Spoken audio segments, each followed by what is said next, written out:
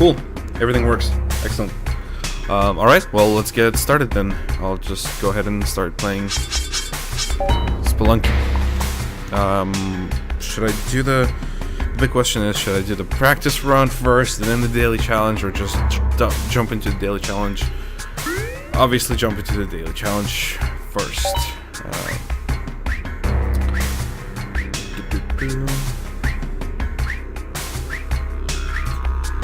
Okay. Yep. Haven't been playing too much Spelunky on the PC. Have been playing a lot of Spelunky on the Vita. And my god, that is an awesome way to play it. Oh, not off to a great start because of the spiders. I should move the microphone a little bit. Okay. Oh, that's... See, I'm not in the good headspace right now. Because, well, one, I'm kind of used to like staring at a tiny screen. Well, not a tiny screen. David has a nice size screen.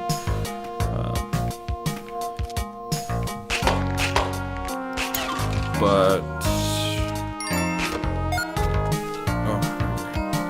talking and playing is really hard. I can see why some people who are really good at this end up making a living off of this. I am not good at this, and so I make my living off of statistics and mathematics instead of playing video games and talking at the same time, which I'm horrible at. Alright. So this is just a stream test for the One Life for Extra Life thing that I'll be doing, and basically the idea is that I'm going to be playing video games for 24 hours while streaming, and I'll have guests on. Oh shit.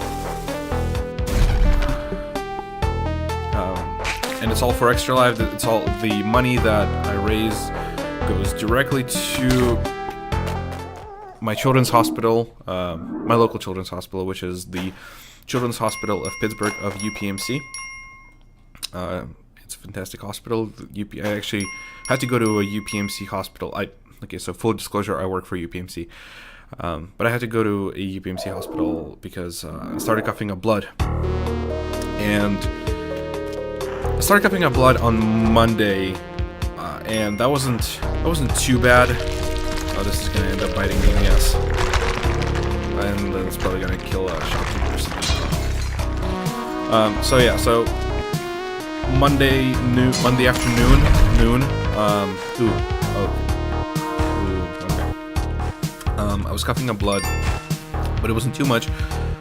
So I didn't go to like any emergency room or such. However, on Tuesday, I actually ended up coughing up a lot of blood, and it was at that point that I said, you know what, I should probably do something about this. I should go to like an emergency room or something, which I did, and they treated me very quickly and very thoroughly. X-ray didn't reveal anything. That was like the thing that I was really worried about, is the X-ray part, because I'm stupid, and like I remember the first episode of Breaking Bad, and Walter White starts coughing up on blood, and turns out he's got cancer, and I was like, oh shit. I really hope that's not, not the case here. Nothing good here. Still haven't located a chest. Probably gonna just give up on getting the Watch It Eye. Where was I? Oh yeah, so X-ray didn't reveal anything. Blood tests came back good. So basically, they think what was happening is that the week or two ago that I was sick, like I had a cough, and it was kind of like a cold, but no sore throat. They thought that maybe like I ruptured a tissue or something in my lungs, and lungs are in the chest area, and that I only now was getting rid of it in the form of blood coughs. So that's that. So my health is good overall, and should be fine. So one life for extra life. So a lot of people are going to be streaming, or a lot of people are going to be doing like the 24-hour gaming marathons, and a good portion of them will actually be streaming, because streaming is like big now. So my thing is going to be, I'll be playing a bunch of games, a bunch of like roguelikes, in games where it may be easy to die, and the idea is that I'll only have one chance at each of them. Only have one life, hence the name One Life for Extra Life. I hate bees. Bees are the worst.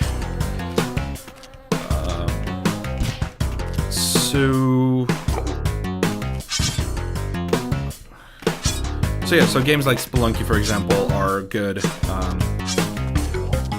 I'll be playing XCOM Enemy Unknown on the Iron Man mode, specifically the classic difficulty.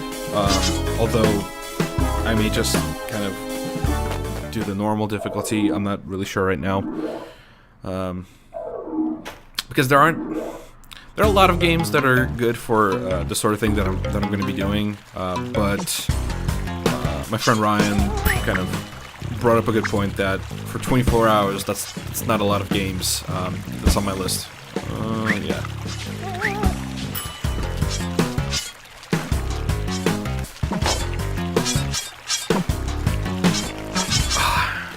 Yep. I knew that was gonna happen. So that's my Spelunky run for the day. That's my daily challenge. Let me just play another game of Spelunky, and then I'll probably play the Yawhg. Okay, so I keep getting sidetracked. Back to One Life for Extra Life. Let's see here. Some of the other games I'll be playing are, okay, so I've already talked about Spelunky, XCOM Enemy Unknown. I'll be playing Stalker, Call of Pripyat. I'll be playing Don't Starve. Don't Starve is actually one of my favorite. Is probably. I was about to say it's one of my favorite game of 2013, but actually, let me work on the shortcuts. I got all the shortcuts in the Vita version and have completely neglected the PC version, so let me just work on that for a little bit. So I was about to say that Don't Starve is my favorite game of 2013, but that is not true, because Gone Home came out, and Gone Home is fucking incredible. That game is so magical. I remember, gosh, before Gone Home was announced, so this was like, what, 2 years ago? No, less than 2 years ago. I tweeted at Steve Gaynor, hey, it would be really cool if someone made like a super detailed first game like BioShock with an amazing environment, but that didn't have any combat in it, so I could just explore the environment worry-free. And then he was like, "Oh, watch this space," and then he announced the Fulbright company and Gone Home, and I was like, "Oh, that's really cool." This is a really bad run. So just Gone Home was so magical, and actually made me want to learn cursive again, because when I was in Russia, I grew up in Russia for the first 10 years of my life, and when I went to school there, they taught us cursive. That was the only, cursive was the only way to submit your assignments to the teachers. Everything had to be cursive. when my family and I moved to the United States, that escaped me. I forgot how to. That was bad. I forgot how to do cursive, and after playing Gone Home, I was like, you know what? Like, it's so cool, and I should really pick that up again. So I did, and then I spent a whole bunch of time just writing a bunch of stuff in cursive. You know, wrote like hella letters to different friends, and then I went back to Gone Home because I needed to find the last 2 journal entries, which are so hard to find. I actually had to like look up how to find them, so that's kind of cheating, I guess. But I really wanted to hear those. So I went back to Gone Home and went back to that wonderful house, that wonderful empty house, and ended up looking at some of the letters that I've previously not missed but not read because they were written in cursive. And at the point when I was playing Gone Home, which was the night that it came out, not the night it came out, actually. Well, that depends. I think it came out on Thursday or something, so I was playing it on Friday. I had like a bottle of wine, and I said, you know what, I'm just gonna dedicate the evening to this. So I was not in the best of shape to read cursive letters. So when I did go back to When I did go back to Gone Home, ended up reading some of those letters. Totally like just super easy after writing a whole bunch of stuff in cursive. So that was a nice surprise. So Don't Starve is a really good game though. The simplicity of it, the art style, just everything about it.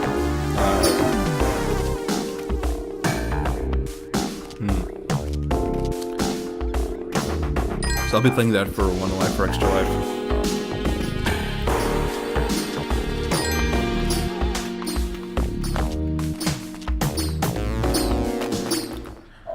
And Far Cry 2. Far Cry 2, I'm actually gonna have to impose a permadeath on my own because that game has a buddy system. Although, if I get rid of the buddy in Far Cry 2, then there won't be a buddy to save me when I die.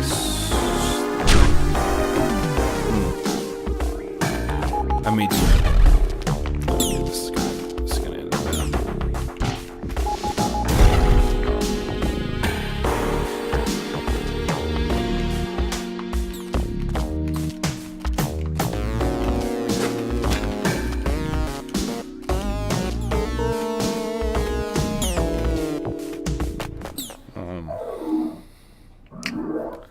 Gosh, what am I doing? I have a list of games that I'll be playing. Basically, games that are that have an element of randomness to them. You know, roguelikes. That's an empty term nowadays, but let's see here. mpopoff.com/ I'm going to my website to figure this out.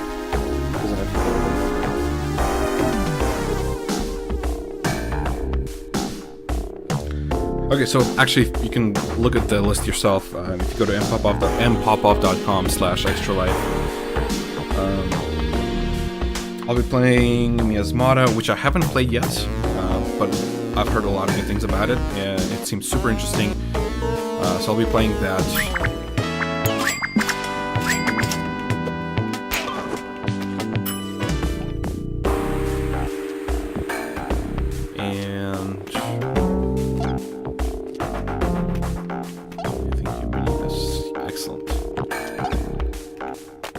I'll be playing Legend of Grimrock, which I've only played a little bit of, and when it first came out, didn't capture me, really. But I feel like this will be Oh wow. Wow, that was super lucky. Sort of. I've lost some life. So Legend of Grimrock didn't really take me the first when it first came out and I started playing it. But hopefully this time will be different. Well, not different. Hopefully this time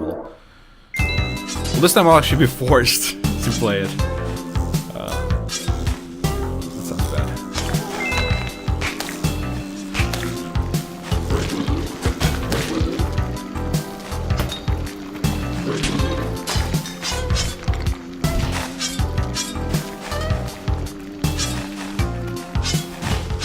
Yep. Oh, all that just went to hell. Okay. So I think that's... No, I'll just play a little bit more. I'll be playing Dungeons of Dreadmore, which I also haven't played yet. So that'll be... Oh gosh, I need to play some of these before I even attempt to do them on One Life or Extra Life, because if I don't play them before, then it'll just be like the first 10 seconds and then I'm out. Card Life will be an interesting one, also very depressing and hard. Card Life is a really hard game, but that's super appropriate for what it is, or for what it tries to do. We're playing Real Lives 2010, which kind of like Card Life. Extra Life is... Sorry, I just had dinner. Real Lives 2010 is a special game. It's an educational game, and it allows you to live out a life of someone from a country, from a random country, and you're born into these random circumstances, and then everything after that is dictated by probabilities. So the game will actually pull statistics from like the U.S. Census Bureau and such, and so like when I was playing it, I only played it once. When I was playing it, I was a woman born in China, and there were several times when famine hit China in the game, and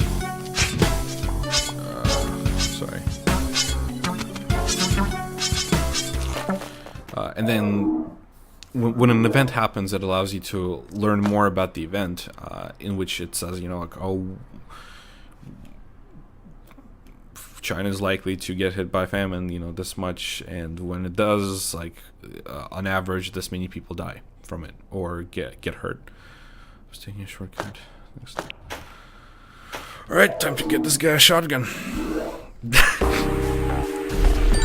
Oh my gosh, the juxtaposition of talking about a game that is supposed to invoke empathy, and then just immediately like saying, "Oh yeah, sure, I guess I'll just bring this guy a shotgun."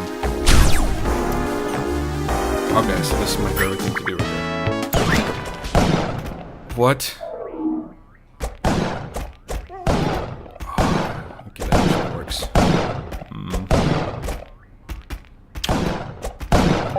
That usually works.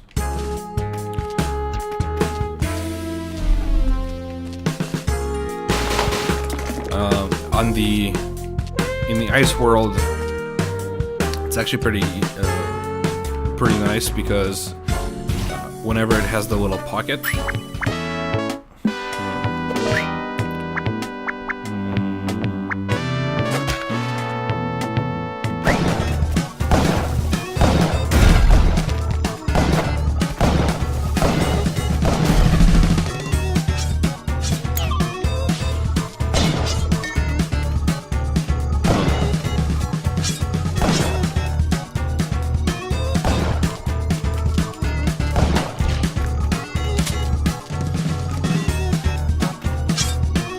yep, some pro Spelunky play right there. Now I have to make it through 3 more jungle levels. while carrying the shotgun. That may not have been the smartest idea.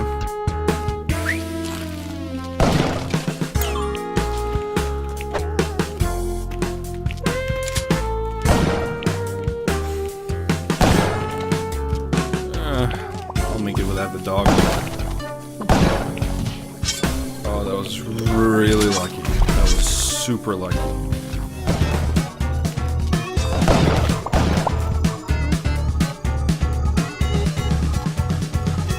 I realize I'm probably making a lot of very stupid faces.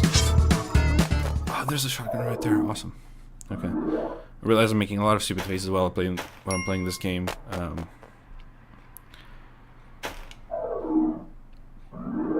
At least I'm not doing this with my controller and being like, you need to tighten the graphics on level 3. Oh god, that was the worst. Oh, fucking bees. Oh my god. I don't even... Oh. God damn it. Sorry, I curse a lot about this. Alright. So, what's my plan of action here? Bomb here.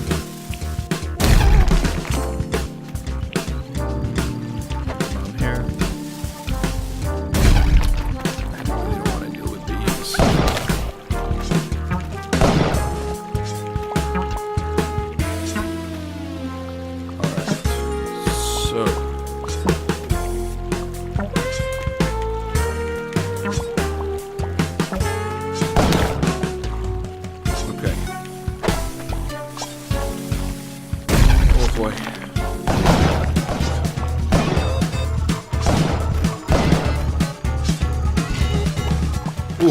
Yes. Oh boy. Alright. Alright. Gonna get the shotgun to the tunnel man, tunnel guy. This is not good. I have 2 health left. Oh my god, that was really good. That was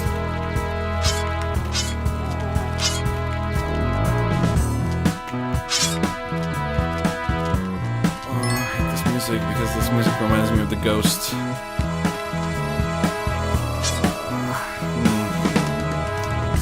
Alright.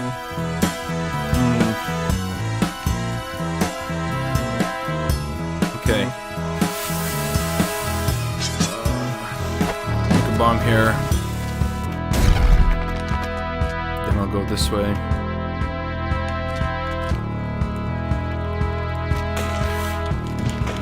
Oh my god, no! Oh my god. Oh wow, that was super close. Oh. Yes. Oh man. God, I went through so much to get this guy his shotgun. Alright. Oh, that was stressful. Times 22. Alright. Not bad. Alright, well at this point I can just kind of goof off because I kind of accomplished my... I did what I wanted to do.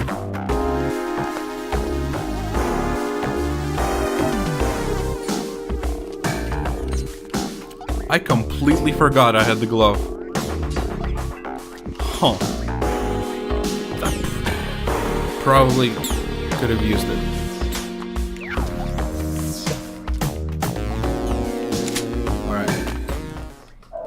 Let's see how far I can get now. Keeping in mind I started from the first jungle level. Alright.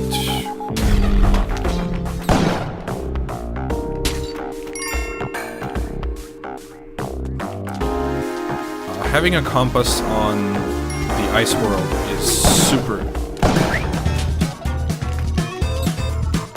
super useful. When I was doing the key run, I got both the jetpack and the compass on the mines, and that was just the luckiest, just the coolest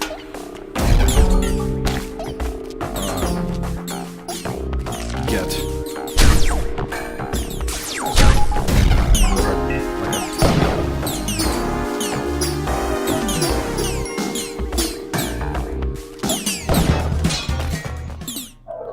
actually surprised. This is surprisingly going well for me.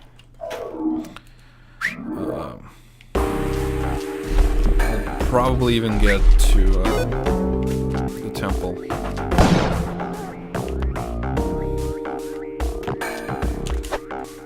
Oh my god, why did I do that?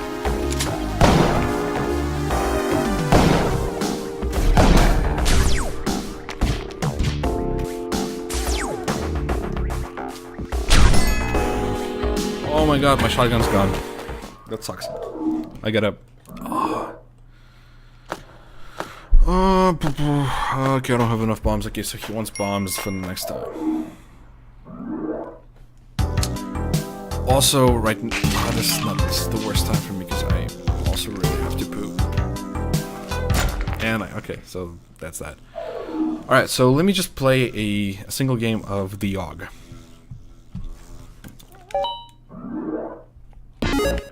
Exit out. Alright, the Yawhg.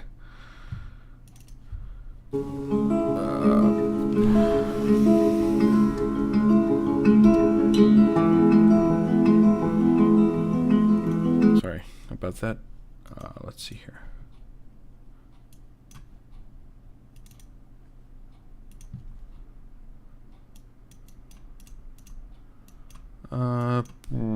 This is also my first time using Xsplit, hence the name.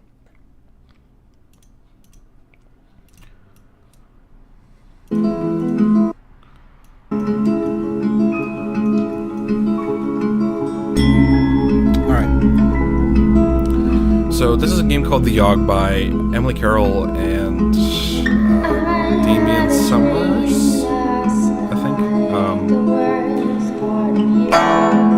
I should probably adjust the audio.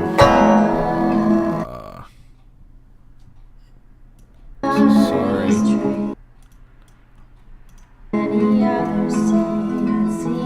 Alright.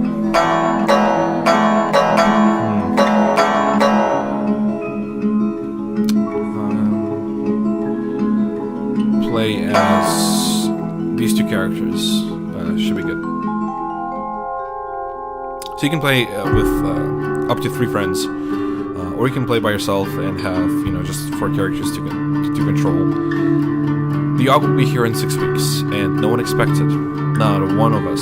We just keep living on our lives week by week, unaware.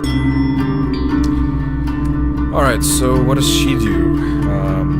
First week. You know what? Let's go to the Alchemy Tower and hold on, what are her stats? Okay, magic 5. Is it 5? Okay, so potion. You spend the week experimenting with different potion brews. You gain 2 magic and 1 mind. Okay, sorry, let me just tweet about this really quick.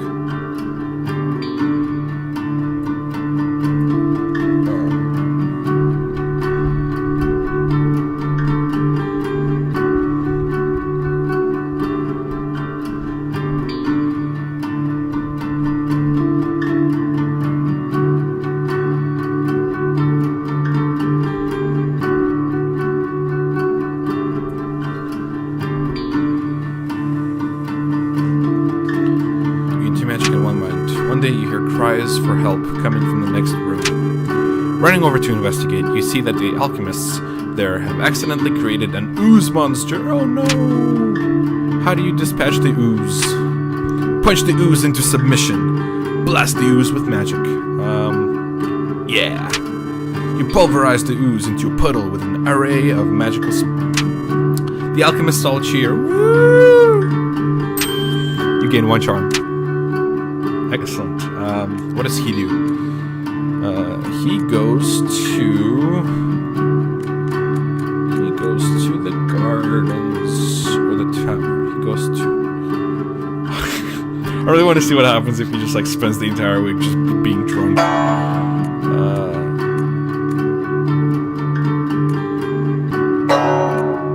Hospital.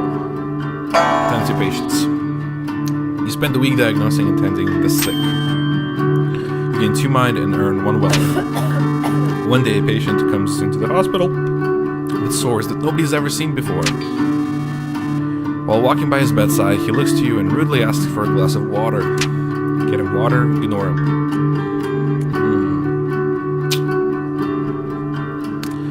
I think I will get him some water. You bring him a small glass to quench his thirst. He takes a large sip, swigs it around, and then proceeds to spit it at you. The water hits you right in the face. After cleaning up, you scold the obviously insane man for spitting at you. That night, when you get home, you feel dizzy and start having vivid hallucinations about ancient wizards. You gain 3 magic. You lose 3 mind. Ooh, that was bad. They say the last time it came, the Yawhg devoured houses whole, stole lives, tore families and family members apart. But that was so very long ago.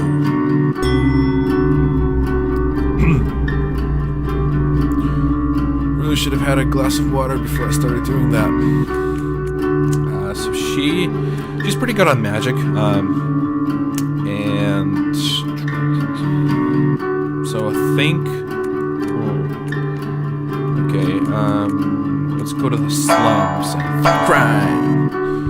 You spend the week outsmarting and beating up criminals. You gain 1 mind, 1 physique, and 1 fineness. One night, a small child approaches you with his hands cupped and outstretched towards you. He doesn't say anything, but just looks up at you with wide eyes, wanting expectantly. Will you please give to my 1 life for extra life fundraiser? Give him 1 coin. I don't have any wealth. You're also broke. You don't have a penny you can spare. Okay. So, let's go to the gardens and meditate. You spend the week in deep meditation. You gain 1 magic and 2 mind. Over the course of the week, you notice yourself growing more and more spiral-shaped. Over the course of the week, you notice yourself growing more and more spiral-shaped sores all over your body. Oh no, that's the water that does. Oh, that sucks. One day, the sores begin glowing a vibrant blue. You feel your magical power grow even stronger while your mind slips further and further. You gain 3 magic. You lose 3 mind. In no time, the sores are glowing so bright that they hurt to look at. Someone rushes up to you, asking if you're alright. With only a glance, you set him aflame. Oh my god! And you let out a scream that shakes the earth and shatters the skulls of all in your body. Oh my god, I've never seen this before. A river of blood coats the ground as you walk about, reveling in your destruction. You black out. When you come to your home in your bed, your sores have faded and you feel like the disease symptoms have passed. It was on us in a heartbeat, or so the stories go. The earth shook, the air went still. That's the kind of entertainment you can get when you donate to 1 life for extra life. Alright, let's look at. Let's go to the. Let's see, what are her stats? So here's what's interesting about this game. It's not clear when the stats matter, but behind the scenes, I'm pretty sure there are like probabilities that are being adjusted because of the stats, and I find that super cool. So I didn't look at her stats. Mind. All right, so let's go to the palace and do administration work. You spend the week doing paperwork for the palace. You're paid 2 wealth and you gain 1 mind. One day you overhear the jester tell a joke to a group of people. Everyone laughs, but you didn't understand the joke at all. Ask for an explanation, try to figure out the joke on your own. I think I have enough mind. I think that's where the mind part comes in. And I think I have enough mind to figure out the joke on my own. Several hours later, you figured out and a small chuckle is had. All that thinking gives your mind a workout. You gain 1 mind. Again, he's gonna go to. He's gonna go to. Alchemy Tower. Wait, did I destroy the gardens? I'm gonna do a potion. You spend the week experimenting with different potion brews. You gain 2 magic and 1 mind. One day, all the alchemists decide to take a break from work and instead throw a cantrip party. One alchemist waves his hand and produces confetti in front of him. Another spawns a seemingly endless number of doves from his leaves. Then all the alchemists turn to you to see what you can come up with. With a snap of your fingers, you bring a chair to life. You sit on top of it and ride it around the room. Everybody else is quite impressed. You gain 2 charm. And then the world was howling Sorry. And then the world was a howling fury. Chaos, screaming, the sound of all we knew being pulled in half. Okay.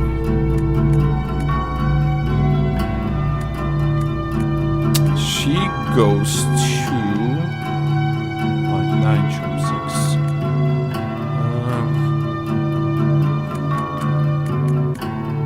6. She goes to the forest, and she's gonna hunt. You spend the week hunting various defenseless creatures. You gain 2 finesse and sell the pelts for 1 wealth. One day, you stumble upon a tall, nicely trimmed hedge in the middle of the woods. You sit and eat your lunch in front of the hedge, wondering what exactly it's doing out in the woods. Suddenly, an enormous hand erupts from the foliage.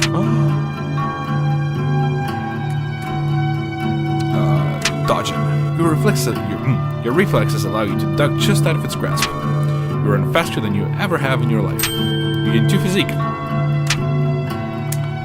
And then he's gonna go and...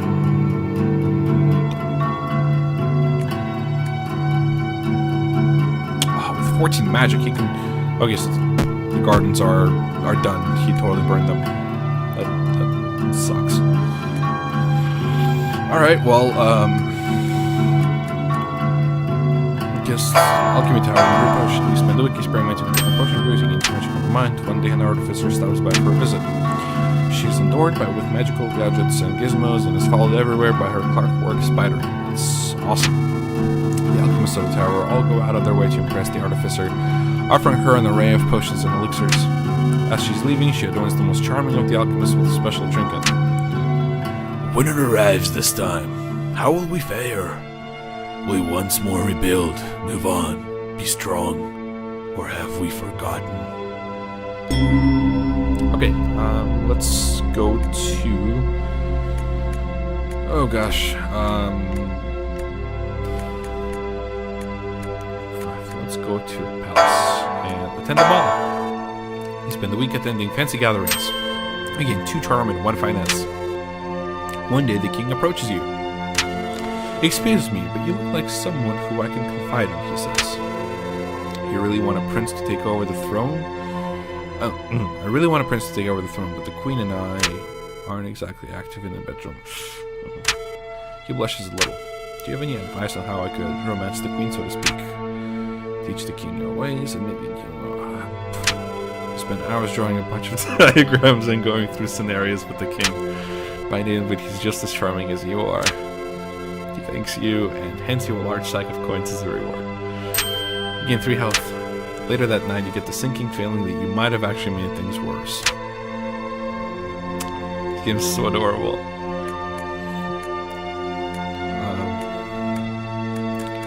Let's go to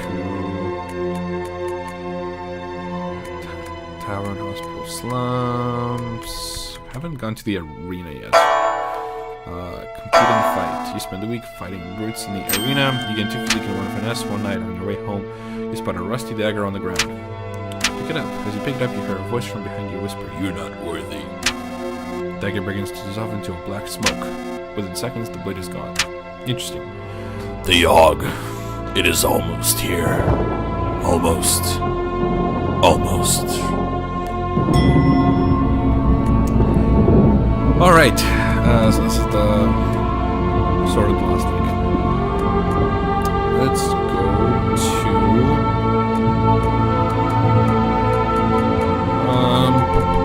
to the hospital and clean up. It's been the weeks since feeling your mind against the horrors of the hospital, making sure it's as clean as it can be. You gain 1 mind, 1 physique, and earn 1 wealth. One day while in maternity ward, you notice a woman about to give birth. The baby she births is an ordinary baby owl.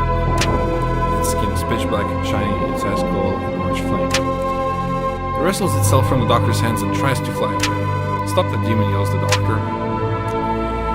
Use put yourself between the demon and the insect. You catch the baby and manage to hold on to the struggles to break free. Nice catch. You gain 1 finesse. Doctor runs up with the scalpel and quickly slits the demon's throat. Your mouth goes again with the doctor's merciless killing of a baby. He shrugs and walks away. Okay, you're gonna go to the Alchemy Tower and the potion. Oh, I should have cleaned the lab. I haven't done that yet. Into my potion. Drink it. When you drink the potion, your stomach acids seem to have cooled the potion's fury. Into magic. The storm arrives in the night. By the morning, it still rages. For 3 full days, the tempest puts us through a grinder, drowns us, crushes us, ruins us. But then it ends. We see the graveyard our home has become. Our home. Does anything yet live? Are we past saving? Okay, so, with her good physique and finesse and mind, I feel like she could be a good leader. And she has good charm.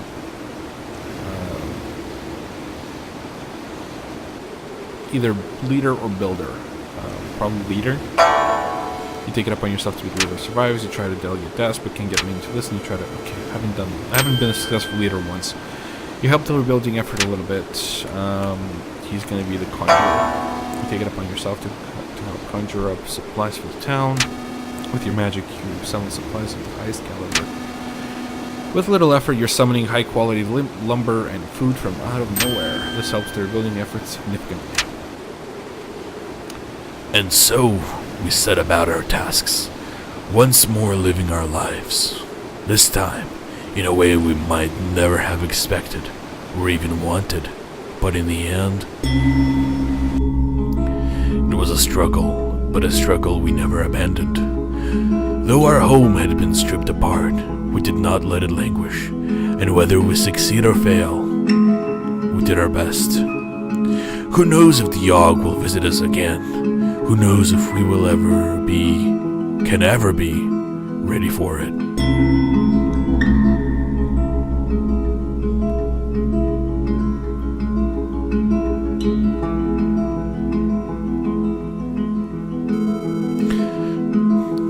While the town is being rebuilt, you decide to celebrate. Organize a huge festival in honor of the bravery that helped save so many lives.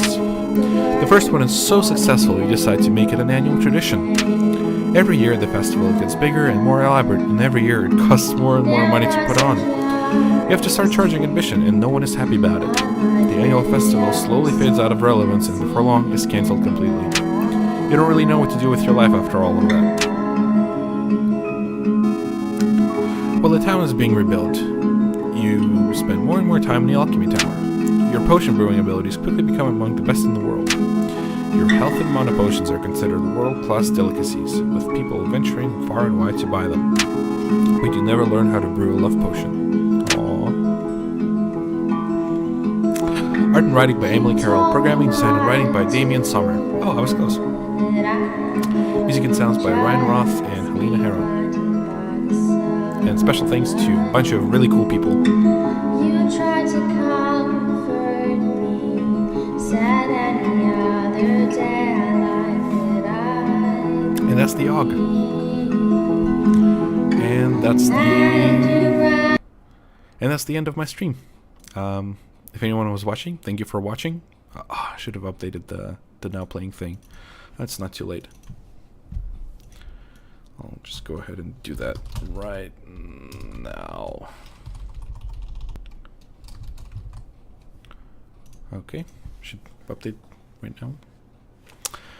So yeah, if anyone was watching, thank you for watching. This was a test for One Life for Extra Life, which is going to be coming up in November 2nd specifically, which is a Saturday. I'll be starting the stream at 8 a.m. Eastern time, and I'll just keep going until 8 or 9 a.m. Eastern Time the next day, which will be Sunday, November 3rd.